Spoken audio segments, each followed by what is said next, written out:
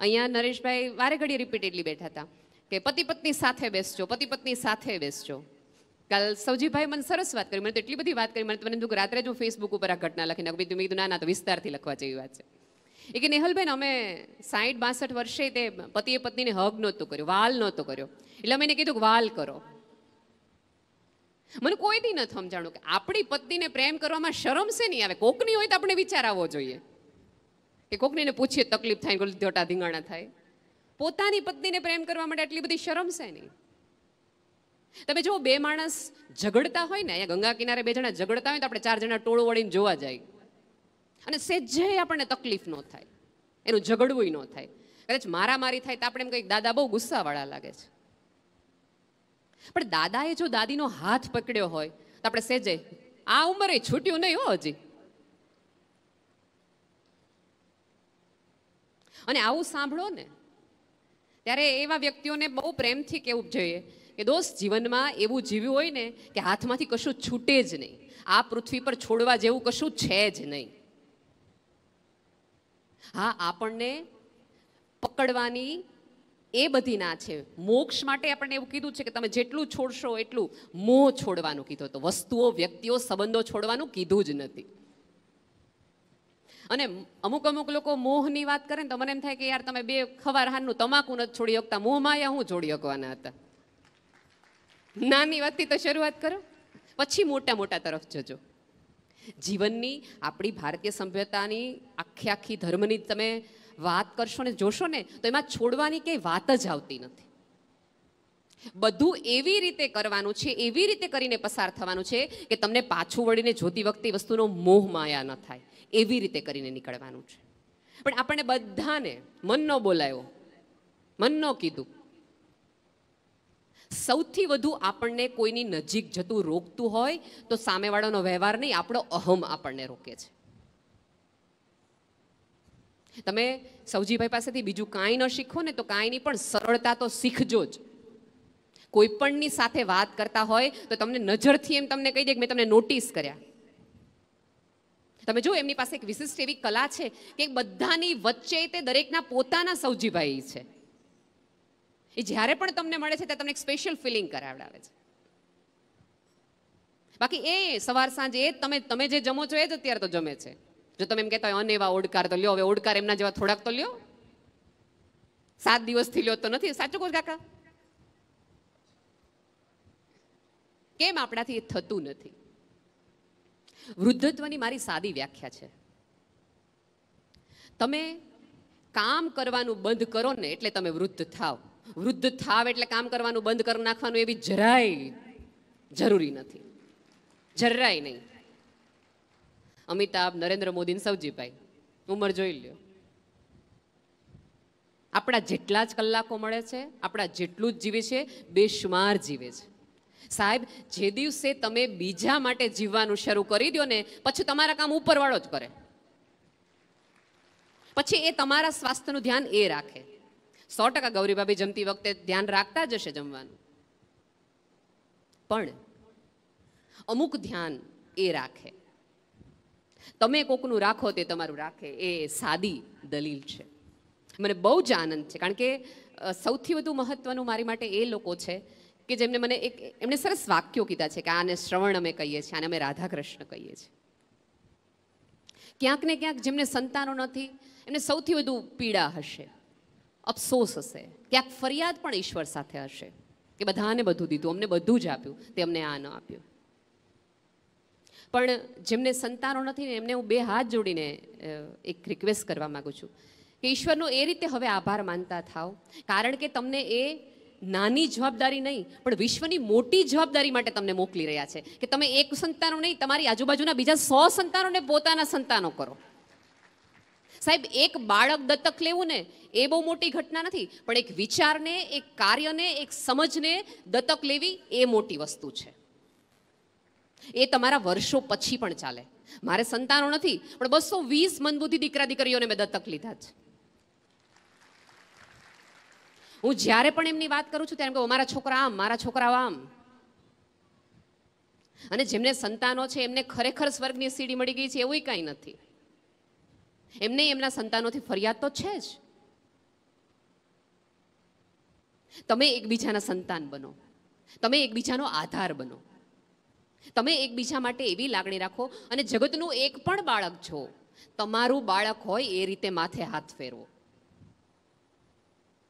જ્યારે પણ સાહેબ જગત માટે પ્રાર્થના કરી શકવાની ક્ષમતા તમારા માટે, કારણ કે તમારી પાસે હવે કંઈ સ્વાર્થ જેવું છે નહીં કે તમારે એમ પ્રાર્થના કરવું પડે કે બોર્ડની પરીક્ષા હોય તમે એવી પ્રાર્થના કરો કે મારા દીકરાને 10મા ધોરણમાં આટલા ટકા આવે. 10મા ધોરણની પરીક્ષાની ખબર હોય ત્યારે ઉપરવાળા પાસે પલોઠી વાળીને પ્રાર્થના કરો કે આ જગતમાં આજે જેટલા દીકરાઓ 10મા ધોરણમાં છે એને સારા ટકા આવે. તમારા હૃદયને એટલું મોટું ને પોળું કરો કે તમારી અંદર એક સંતાન નહીં, તમારી અંદર હજારો સંતાનો રહી શકે. એમણે મને વાત કરી કે એમના એક એમ્પ્લોયના પાડોશી આવીને એવું કીધું કે અમારા બાજુમાં આવી રીતે 2 વ્યક્તિઓ છે કે જેમને કોણ જાત્રા કરાવડાવશે. આપણા શાસ્ત્રોએ જાત્રાનું એક બહુ મહત્વનું એક પુણ્ય આપ્યું છે. મને ખબર નથી કેટલાને એ ડેફિનેશન ખબર છે કે પ્રવાસ અને જાત્રામાં ફેર એ છે, પ્રવાસ એને કહેવાય કે જેમાં તમને મજા આવે, અને જાત્રા અને યાત્રા એને કહેવાય કે જેમાં તમને આનંદ આવે. મજા અને આનંદમાં ફેર છે. મજા છે દુનિયાવી વસ્તુ છે અને આનંદ છે ત્યાંનો આનંદ છે, પરમ આનંદ એવો શબ્દ આપણે ત્યાં શાસ્ત્રોએ આપેલો છે. એટલે આ જાત્રામાંથી તમને કોઈ એવું પૂછે કે મજા આવી તો એમ ન કહેતા, એમ કહેજો કે અમને આનંદ આવ્યો, એકાકાર અમે થયા. એક ક્ષણ 100% આટલા દિવસની એક ક્ષણ તો એવી હશે જ કે જેમાં તમને એવું રિયલાઇઝ થયું છે કે પૃથ્વી પર કોઈક એવું તત્વ છે જે આખી વ્યવસ્થાને ચલાવે છે.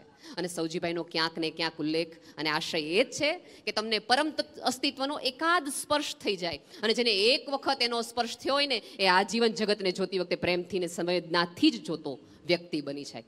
તમે સારા માણસ બનો એ માટે આજે નક્કી કરો, આજ બપોર પછી સ્નાન કરો ત્યારે તમારી અંદર રહેલા રાગને, દ્વેષને, ઈર્ષાને, તમારી અંદર રહેલા કેટલા બધા માથાકૂટોને આપણે આમ તમે જુઓ ને તો તમારે બધાને અત્યારે સેલ્ફ ડિપોઝિટ હશે, તાળાવાળો એક કબાટ તો હોય જ.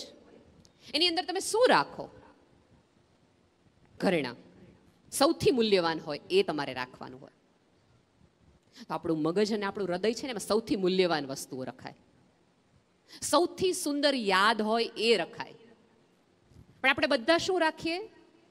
તમે પરણવા ગયા હો અને પરણવા જતી વખતે માસીજીના દીકરાએ સહેજ તમારી યારે ટીખળ કરી હોય અણવર તરીકેની, એ તમે હજીએ સંભળાવો તમારા પત્નીને. હું તમારા ઘર પરણવા આવ્યો ત્યારે તમારા મામાજી અમારી રામ કર્યું, હું અમને યાદ નથી. તમે ને અમે બધા એક એવી વિશિષ્ટ ઓલામાં છીએ કે સારી વસ્તુઓ યાદ જ નથી રાખતા. તમને અત્યારે ઊભા થઈને પૂછવાનું કે ને કે તમારા જીવનની શ્રેષ્ઠ 5 યાદ કયો? સાચું તમે 2 કહીને પછી વિચારવા માંડશો. સૌજીભાઈ પેપર લખવાનું તમને એમ કે તમારા જીવનના શ્રેષ્ઠ અનુભવ લખો, તો 2-3 પછી આજુબાજુવાળાને પૂછશો કે હવે હું લખું. પણ હું તમને અત્યારે ઊભા થઈને એમ કહું કે તમારા જીવનમાં એક એવો અનુભવ કયો કે જાહેરમાં તમારું અપમાન કહ્યું તમને અહીંયા લાગી ગયું, સટ્ટાસટી બોલવા માંડશો યાદી આમ 1, 2, 3, 4, 5. એનો અર્થ એ કે ઈશ્વરનું દીધેલું આપણને યાદ નથી, માણસનું કીધેલું ને દીધેલું આપણે બધાને યાદ છે. બાકી યાદ શું રાખવાનું હતું? એણે આપેલું. સાહેબ નસીબદાર છો કે તમે હરિદ્વાર આવી શક્યા. અહીંયા બેઠેલા કેટલાય પહેલી વાર હરિદ્વાર હશે અને ગંગા સ્નાન વખતે ક્યાંક એમની આંખમાંથી એ પાણી હશે કે મારા બા બાપુજી અહીંયાનું આવી શક્યા. કેટલાય આમાં આવ્યા હશે, ભલે પોતે 5મી 6ઠી વાર આવી શક્યા, પણ એમના કેટલાય પૂર્વજો એવા હશે કે જેને આ પાણીનો સ્પર્શ નહીં થયો હોય. બિલકુલ નહીં. મેં કીધું એમ કે હું મનબુદ્ધિ દીકરા દીકરીઓની સંસ્થા ચલાવું છું. અમારે ત્યાં સહજતાથી આવું બાળક આવે ને એટલે લોકો એવું કહે કે ગયા ભાવના પાપ હોય ને તો તમારે ત્યાં આવું સંતાન આવે. બધા જ આવું કીધા કરે અને અમારા બધા વાલીઓ દુઃખી હોય. ગૌરીબેન, મારા ક્લાસમાં એક બાળક રોનક કરીને, સિવિયર મેન્ટલ રિટાર્ડેશન, એટલે ખાવા પીવાની ખબર ન પડે, તોફાનની ખબર ન પડે, કોઈ જ વસ્તુની ખબર ન પડે, જેના સર્ટિફિકેટમાં ડૉક્ટરે એવું લખી દીધું છે નોટ ટ્રેનેબલ, એટલે તમે ટ્રેન પણ નહીં કરી શકો એવો આ મંદબુદ્ધિનો દીકરો છે. રોનકના મમ્મી જન્મ આપીને મૃત્યુ પામ્યા. રોનકના પપ્પાને કેન્સર, એટલે હવે થોડા વખતમાં એ પણ જીવનમાંથી વિદાય લેશે. એટલે એની 64 વર્ષની દાદી રોનકને મોટો કરે છે. એ મારી પાસે ઘણી બધી વખતે આવ્યા રાખે અને જે હોય આપણે કરીએ. પછી એક વખત રોનકના બા બહુ જ રડ્યા, બહુ જ મારી પાસે રડ્યા. મને કે બેન પાપ તો મારા હશે, એના મા બાપના નહીં હોય. કારણ કે એની મા તો જન્મ આપીને છૂટી ગઈ, એના બાપને કેન્સર છે, હમણાં એ છૂટી જશે. મારા પાપ હશે ને. અને કે મારા તો પાછા પાપ એવા છે કે હું કોઈ દિવસ મારા હાડકા ગંગાજીમાં પલાળી શકવાની નથી કે મને આવતા જન્મે કંઈક સારા કર્મો થાય ને હું છૂટી જવા પાપમાંથી. અને સાહેબ મને એ વાક્ય એવું ચોંટી ગયું કે યાર કોઈકને એવી શ્રદ્ધા હોય કે ગંગામાં તમે ડૂબકી નાખ કરો અને તમારા 7 ભવના પાપ, એ શ્રદ્ધાને હું વંદન કરું છું. અને મેં નક્કી કર્યું કે હું કોઈક ને કોઈક રીતે રોનકના બાને તો એક વખત જાત્રા કરાવડાવીશ. પછી એક બા, એક મમ્મી, ત્રીજી મમ્મી, ચોથી મમ્મી, એમ કરતી કરતી કરતી કરતી કેટલી બધી સ્ત્રીઓ અમારી પાસે આવતી ગઈ. કારણ કે મનબુદ્ધિનું સંતાન હોય ને એટલે સૌથી પહેલી માં ક્યારેય જીવનમાં બહાર ન નીકળી શકે. અમારે ત્યાં એવા પરિવાર છે કે પોતાનું સંતાન 23 વર્ષનું હોય સૌજીભાઈ, 23 વર્ષમાં પતિ પત્ની હારે કોઈ દી બહાર ન નીકળ્યા હોય. કારણ કે બાળક માટે એક વ્યક્તિ ઘરે રહેવું પડે. અને સગા ભાઈને ત્યાં લગ્ન હોય, લગ્નની કંકોત્રી દેતી વખતે ભાભી એવું કે દાંડિયા રસમાં આ પહેરવાનું, આમાં આ પહેરવાનું, અને ચપ્પલ પહેરતી વખતે ભાભી એવું કે તમે સેજ આને હારે ન લાવતા. એવી કેટલી માતાઓ અને કેટલા પિતાઓ. અને પછી મેં નક્કી કર્યું કે આવી સ્ત્રીઓ સાથે પ્રવાસ કરવો છે. ગયા માર્ચમાં જ મેં મારા આખી સ્કૂલની મમ્મી અને એનો દીકરો કે દીકરી, જે મંદબુદ્ધિનું પણ સંતાન મંદબુદ્ધિનું હોય એવા લોકોને જાત્રા કરાવી હતી. અને મેં પર્સનલી આઈ ફીલ કે એ લોકોને એ સ્નાન કરતી વખતે કેટલી મજા આવતી હતી. એક સ્ત્રી હતી, એ એટલી બધી ગંગા સ્નાનમાં રડે, એટલી બધી રડે, એટલે મને એવું થયું કે વિધવા હતી, એટલે મને એવું થયું કે એનો પતિ એને યાદ આવ્યો હશે એટલા માટે એ રડી રહી છે. પછી મેં એને પૂછ્યું કે શું થયું, કેમ આટલા બધા રડો છો બેન? પતિ યાદ આવે હું સમજી શકું. તો કે ના ના એવું કંઈ નથી. બહુ જ તટસ્થતાપૂર્વક એણે કીધું મને કંઈ એવું નથી. એટલે ભાઈ તો કેમ આટલું બધું રડવાનું છે? મેં એવું કીધું હતું બહેનોને કે આપણે ગંગા સ્નાન વખતે ડ્રેસ પહેરીશું અથવા ગાઉન પહેરીશું. એટલે મેં એને ડ્રેસ પહેર્યો, એને ડ્રેસ પસંદ કર્યો એટલે એને ડ્રેસ પહેરવા આપ્યો. મને કે બેન 9 વર્ષની હતી ને તે દિવસની એમ હતું જીવનમાં એકવાર ડ્રેસ પહેરવો છે. પછી કે પપ્પાએ તો ડ્રેસ પહેરવા ન દે, પછી ભાઈ પહેરવા ન દે, અને લગ્નના 1.5 વર્ષ પછી પતિ ગુજરી ગયો એટલે ડ્રેસ પહેરવાનો તો સવાલ જ નથી આવતો. 19 વર્ષે એક આજ ડ્રેસ પહેરું છું. મને પહેલી વખત એવું થયું હતું કે યાર કોઈને ચિત્રગુપ્ત એવું પૂછે કે તમારા જિંદગીની છેલ્લી ઈચ્છામાં કોઈ તમે એમ કહો કે મારે ડ્રેસ પહેરવો છે. આપણા બધા કરતા અનેક લોકો દુઃખી આ પૃથ્વી પર છે. સંતાન ન હોવાથી પણ મોટા અનેક દુઃખો આ પૃથ્વી પર છે. સાચે જેમને સંતાન નથી, ક્યાંક ઈશ્વરે એમને વધુ જવાબદારી માટે આ પૃથ્વી પર મોકલ્યા છે. પણ આપણે માણસ છીએ એટલે ફરિયાદમાંથી ક્યારે બહાર ન આવીએ. આજુબાજુની તકલીફોને પોતાની બનાવો. સાહેબ આ પૃથ્વી પર એકાદ સારું વૃક્ષ પણ ઉગાડ્યું હશે ને પૂરી ખેવનાથી તો એ સંતાન ઉછેર બરાબર જ છે.